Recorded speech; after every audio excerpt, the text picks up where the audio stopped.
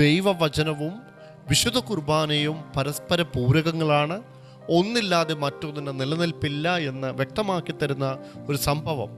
നമുക്കറിയാം, ഈശോയുടെ ഉദ്ധാനത്തിന് ശേഷം ലൂക്കായുടെ സുവിശേഷം 24-ാം അധ്യായത്തിൽ നമ്മൾ എമ്മാവൂസിലേക്ക് പോയ ശിഷ്യന്മാരെ കുറിച്ച് നമ്മൾ വായിക്കുന്നുണ്ട്. അവരിങ്ങനെ നടന്നു പോകുന്ന സമയത്ത് അവരുടെ കൂടെ ഈശോ നടക്കുകയാണ്. പക്ഷേ അവർക്ക് ഈശോയെ തിരിച്ചറിയാനായിട്ട് സാധിക്കുന്നില്ല. ആ സമയത്ത് ഈശോ അവരോട് ചോദിക്കുകയാണ്, നിങ്ങൾ എന്തിനെക്കുറിച്ചാണ് സംസാരിക്കുന്നത്? അപ്പോൾ ആ ശിഷ്യന്മാർ പറയുന്നുണ്ട്, ഈയിടെ ഇവിടെ നടന്ന സംഭവങ്ങളൊന്നും അറിയാത്ത അപരിചിതനാണോ നീ എന്ന് ചോദിക്കുന്നുണ്ട്. കർത്താവ് എന്നതിനെ അവിടെ കൂടെ നടന്ന് മോശ തുടങ്ങിയ സകല പ്രവാചകന്മാരും തന്നെക്കുറിച്ച് പറഞ്ഞിട്ടുള്ളതെല്ലാം അവർക്ക് പറഞ്ഞു കൊടുത്തു. അങ്ങനെ അവർ എമ്മാവൂസിലെത്തി. അപ്പോൾ ഈശോ മുന്നോട്ട് പോകാൻ തുടങ്ങിയപ്പോൾ അവർ പറഞ്ഞു, ഇന്ന് രാത്രി ഞങ്ങളുടെ കൂടെ താമസിക്കാൻ പറഞ്ഞു. കർത്താവ് പറഞ്ഞു, സമ്മതിച്ചു. കർത്താവ് അവരുടെ കൂടെ താമസിക്കാൻ കയറി. ഭക്ഷണ സമയമായപ്പോൾ കർത്താവ് അപ്പം എടുത്ത് കൃതജ്ഞതാ സ്തോത്രം ചെയ്ത് മുറിച്ച് അവരുടെ കയ്യിലേക്ക് കൊടുത്തു.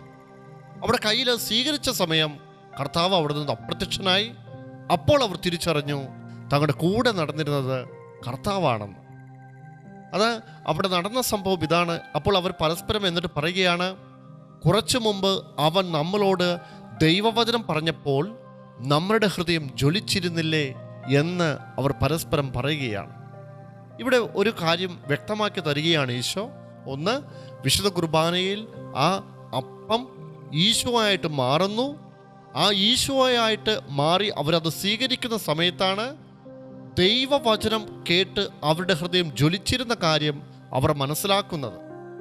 ആ അപ്പമാകുന്ന ഈശോയെ അവർക്ക് സ്വീകരിക്കാൻ സാധിച്ചത് ദൈവവചനത്തിൻ്റെ, അവർ അതിന് മുന്നേ കേട്ട ദൈവവചനത്തിൻ്റെ യോഗ്യതയാലും ആ വചനത്തിൻ്റെ പൊരുൾ അവർക്ക് മനസ്സിലാക്കാൻ സാധിച്ചത് ഈ വിശുദ്ധ കുർബാന സ്വീകരിച്ചപ്പോഴുമാണ്. ഈ സംഭവത്തിലൂടെ അത് നമുക്ക് വളരെയധികം വ്യക്തമാക്കി ഈശോ തരികയാണ്.